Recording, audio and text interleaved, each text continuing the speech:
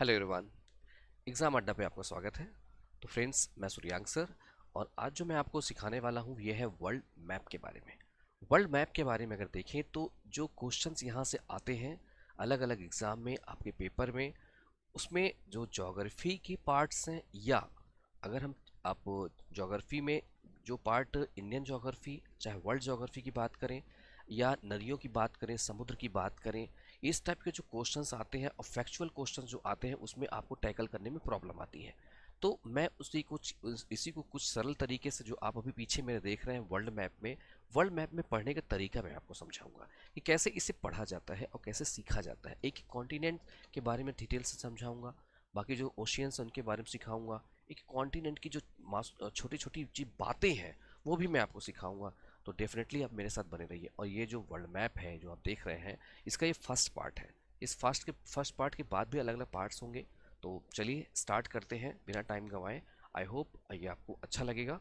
तो अगर अच्छा लगे तो मेरे चैनल को लाइक और सब्सक्राइब जरूर करिएगा। चलिए स्टार्ट करते हैं। Continents of the country, the earth has 7 continents.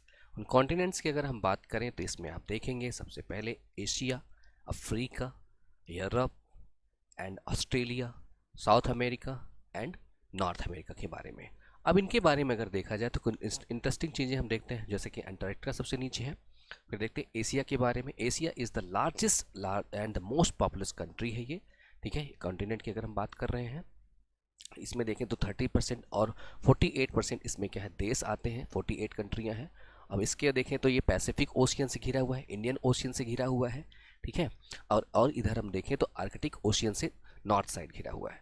फिर इसके बाद अगर देखें तो जो माउंट एवरेस्ट पर्वत है उसकी जो ऊंचाई है 8,848 मीटर है, जो कि वर्ल्ड का सबसे लार्जेस्ट पॉइंट है, जो कि एशिया में ही उपस्थित है। ठीक है, अब अगर हम बात करते हैं यहाँ से अफ्रीका की, तो अफ्रीका सेकेंड लार्जेस्ट कंटिनेंट है, जो कि मोस्ट पॉपुलस कंटिनेंट है। ठीक है, इसमें अगर बात करें 54 कंट्रियाँ हैं, और अगर हम देखें तो इसमें 20% पॉपुलेशन के साथ ही इसमें हमारे पूरी कंट्री को लेता है। इंडियन ओशियन से घिरा हुआ है और अटलांटिक ओशियन से घिरा हुआ है। इसी के साथ अगर हम देखें बाकी सब चीज़ों के बारे में, जैसे इसमें सहारा डिजर्ट भी है, डिजर्ट मतलब कि रेगिस्तान है यहाँ पे। ठीक है, और आगे देखते हैं हम लोग। तो इन्हीं कॉन्टिनेंट के साथ अगर देखें तो इसमें नील रिवर भी बहती है, जो कि 2 नदियों से मिलकर बनी है, जिसमें ब्लू नील और वाइट नील के नाम से हम जानते हैं। अब आते हैं, आगे बढ़ते हैं। नॉर्थ अमेरिका है। नॉर्थ अमेरिका की अगर हम बात करते हैं तो थर्ड लार्जेस्ट कॉन्टिनेंट है, जिसमें 23 कंट्रियां हैं। और इसमें बाकी देखें तो पॉपुलेशन वाइज तो ये 16.5 या 16.5 करके पॉपुलेशन पूरी लेकर कंटेंट रखता है। अब इसमें अगर इसको देखें किधर घिरा है, तो पैसिफिक ओशियन, अटलांटिक ओशियन और आर्कटिक ओशियन से ये घिरा हुआ है नॉर्थ अमेरिका। अब इसी के बाद अगर हम लोग इसमें देखें तो स्टैचू ऑफ लिबर्टी आपने सुना होगा, जो कि यहीं पर उपस्थित है। और यहाँ पे देखें तो निग्रा फॉल, जो कि यहीं पे उपस्थित है। फिर आते हैं इसके पड़ोस में साउथ अमेरिका में, जो कि चौथा फोर्थ लार्जेस्ट कंटिनेंट है। ये 12 इसमें कंट्रियां हैं। और अगर बात करते हैं इसमें, तो इसमें जो पैसिफिक ओशियन से घिरा हुआ है, ये अटलांटिक ओशियन से भी घिरा हुआ है ये। अब इसमें आते हैं, बात करते हैं वाटरफॉल्स की, तो वाटरफॉल्स इसमें अवेलेबल जो है वो है एंजल फॉल। ठीक है, वर्ल्ड का सबसे हाईएस्ट जो एंजल फॉल है वो यहीं पे अवेलेबल है। ठीक है, आगे बढ़ा जाए तो यहीं पे देखें तो अमेजन, आपने जंगल सुने होंगे, तो अमेजन रेन फॉरेस्ट भी हमें देखने को यहीं पर मिल जाते हैं। फिर बात करते हैं अंटार्कटिका की, जहाँ पे बर्फ से घिरा हुआ है। Antarctica Earth south most continent है, जो कि Antarctica is the coldest and driest and windiest continent है, जो कि बहुत ठंडा है। और अब देखेंगे तो यहाँ पेंगुइन आपने सुना होगा, तो यहाँ पेंगुइन भी पाए जाते हैं। ठीक है, यहाँ पे Antarctica is the home of penguin species. ठीक, फिर इसके बाद बढ़ते हैं नेक्स्ट कॉन्टिनेंट, जो कि सबसे छोटा है, जिसको हम यूरोप कहते हैं। Europe is the second smallest continent है यहाँ पे। ठीक है, अगर हम बात करें सेकेंड इसमें स्मॉलेस्ट है, तो यूरोप को देखते किधर घिरा है, आर्कटिक ओशियन से और अटलांटिक ओशियन से ये घिरा हुआ है। ठीक है, इसके बाद आगे जब हम बढ़ेंगे यूरोप में ही, तो रसिया, और रसिया एक कंट्री है जो कि बड़ा पार्ट लेता है, और वेटिकन सिटी यहाँ पे जो कि फेमस पार्ट है यहाँ का। फिर आते हैं ऑस्ट्रेलिया के बारे में। Australia is the smallest continent. ठीक है, यूरोप के बाद सबसे छोटा है ये। ठीक है, इसमें अगर देखें तो ये किससे घिरा, इंडियन ओशियन से, साउदर्न ओशियन से और पैसिफिक ओशियन से। अब अगर हम बात करें इसमें, तो यहाँ आपने कंगारू के बारे में ज़रूर सुना होगा, तो कंगारू जो कि यहाँ का राष्ट्रीय पशु रहा है फ्रेंड्स। अब अगर हम बात करें यहाँ से, तो आते हम लोग इस वाले पार्ट में देखते। सबसे पहले यहाँ पे देखा जाए तो एशिया, अफ्रीका, अमेरिका, दक्षिण अमेरिका, यूरोप, ऑस्ट्रेलिया और अंटार्कटिका की अभी तक हमने स्थिति देखी है, पार्ट्स देखे हैं। अब हम क्या करेंगे, इसको पढ़ने के लिए पहले हम इसके कंपेयर करते हैं, इसको कंपेयर कर लेते हैं। कंपेयर करने के बाद एक एक करके कॉन्टिनेंट हम यहाँ पे पढ़ेंगे, ठीक है। कंपेयर करने के जब हम इसमें आएंगे तो क्षेत्रफल में अगर हम बात करें तो यहाँ पे आप क्षेत्रफल देख रहे होंगे, ठीक है। इन क्षेत्रफल को अगर हम हाईलाइट करें यहाँ से, तो क्षेत्रफल देखा जाए तो एशिया का क्षेत्रफल जो है 29.5% पूरे विश्व का लिया हुआ है।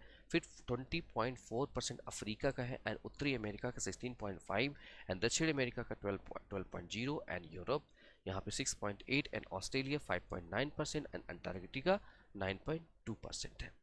इसी तरह से अगर हम एशिया की बात करें तो एशिया के अंदर जो सबसे बड़ा देश है वो चीन है, ठीक है। फिर अल्जीरिया है अफ्रीका में, उत्तरी अमेरिका में कनाडा है, और दक्षिण अमेरिका में ब्राज़ील है, और यूरोप में रूस है, एंड ऑस्ट्रेलिया में ऑस्ट्रिया है। अंटार्कटिका में कोई देश भी नहीं अवेलेबल है। फिर सबसे छोटे देश की बात करें तो एशिया में मालदीव, और अफ्रीका में माओटी, फिर उत्तरी अमेरिका में यहाँ पे देखें तो पीरे, और दक्षिण अमेरिका में देखें तो फॉकलैंड, एंड यूरोप में देखें तो वेटिकन सिटी, और ऑस्ट्रेलिया में देखें तो नीरू है। फिर आते हैं हम लोग सबसे लंबी नदी की बात करें तो एशिया की जो लंबी नदी है वो है यांगसी नदी। फिर है अफ्रीका की नील नदी, उत्तरी अमेरिका की मिसिसिपी और मिसौरी नदी, दक्षिण अमेरिका की अमेजन नदी, यूरोप की वोल्गा, एंड ऑस्ट्रेलिया की मरे डार्लिंग। यहीं पे अगर हम ऊंचे एवरेस्ट पर्वत की बात करें या शिखर की बात करें तो ये है 8,848 मीटर एवरेस्ट एशिया में। माउंट किलिमंजारो की बात करें तो 5,895 मीटर है जो कि अफ्रीका में है। उत्तरी अमेरिका की बात करें तो यह है माउंट मैकनले 6,198 मीटर है। फिर है एकांकागुआ यहाँ पे दक्षिण अमेरिका में। यूरोप में है माउंट एल्ब्रूस, और ऑस्ट्रेलिया में है पुकांक जया, और अंटार्कटिका में है विसंग मैसिव। सबसे बड़ी झील की अगर हम बात करें तो यहाँ से एशिया में कैस्पियन सागर है। फिर इसके बाद अगर हम बात करें अफ्रीका में तो विक्टोरिया, उत्तरी अमेरिका में देखें तो सुपीरियर झील है। फिर इसके बाद दक्षिण अमेरिका में और इसके अलावा देखें तो यूरोप में तो लैडोगा, और ऑस्ट्रेलिया में बात करें तो आयर। फिर हम बात करते हैं यहाँ से एशिया में सबसे गहरा भाग देखा जाए तो ये है मिथ सागर। फिर इसके बाद देखें अफ्रीका में अस्माल झील है। फिर इसके बाद डेथ वैली है उत्तरी अमेरिका में। फिर लैगून एंड डेल कार्बन है दक्षिण अमेरिका। फिर यूरोप में कैस्पियन सागर, और ऑस्ट्रेलिया में आयर झील, और अंटार्कटिका में डीप लेक के नाम से, ठीक है। तो ये पॉइंट क्या है आपको याद होने चाहिए, और हो सके तो आप इसको नोट कर लें क्योंकि यहाँ से क्वेश्चन बनते हैं और आते हैं। तो फ्रेंड्स ये है केवल इन्फॉर्मेशन आपके लिए।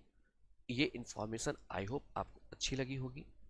तो अभी जो मैपिंग वाला पार्ट है, मैपिंग को कैसे करना है और इसके फैक्चुअल चीज़ों को कैसे पढ़ना है उसको मैं आपको सिखाने वाला हूँ। तो यहाँ पे मैपिंग के मैंने कंटेंट आपका कॉन्टिनेंट बताए हैं आपको, फिर मैंने आप लोग को यहाँ पे कंपैरिजन बताए हैं। अब जब मैं स्टार्ट करूँगा इसमें एशिया वाले पार्ट से स्टार्ट करूँगा। एशिया की मैप को कैसे पढ़ना है उसके छोटे और बड़े सभी पॉइंट को मैं यहाँ पे कवर करने वाला हूँ।